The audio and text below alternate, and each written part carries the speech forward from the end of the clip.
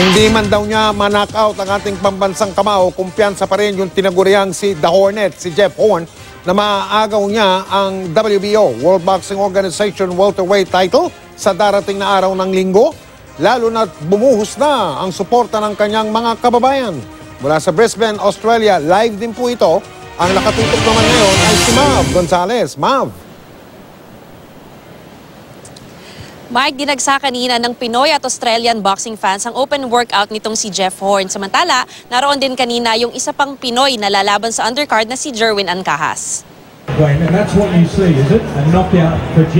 Mula sa boxing gym, dinala sa park ang training session ni Jeff Horn sa Brisbane, Australia kanina.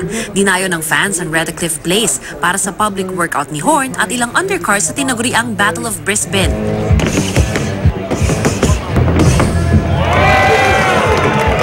Bukod sa public workout, may Q&A session at giveaways para sa fans. May isang maswerteng fan na nakapag-punch mitts pa kasama si world champion trainer Kevin Barry. All I pictured for myself, which is what I continually keep picturing in my mind, is my hand being raised and the belt going around my waist.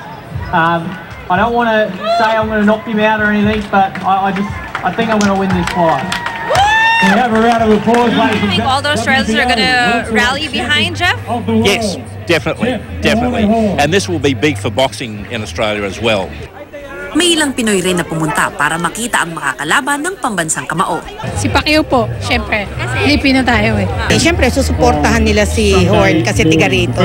Pero of course, Manny Pacquiao pa rin tayo. Siyak na dadagsain daw ng nasa 50,000 fans ang laban sa darating na linggo. Pero sa mga hindi makakapunta, pwedeng mag-iwan na lang ng mensahe para sa dalawang boksingero sa higanting gloves na ito. Meron na ring mabibiling souvenir shirts at caps sa halagang $30.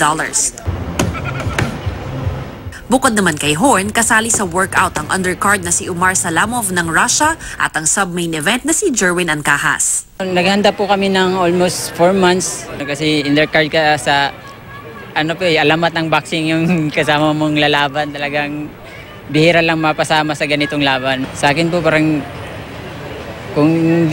parang di tatagal siya. Dumating din ang Australian boxer na si Shannon Shotgun O'Connell, ang WBA Women's No. 6 Super Bantamweight. Malaki raw ang laban na ito para sa Brisbane at shock na magiging exciting sa linggo. We're seeing that the hotels in Brisbane are almost sold out. We're going to get the 50,000 mark at Suncorp Stadium. So this really is a once in a lifetime having the Battle of Brisbane here.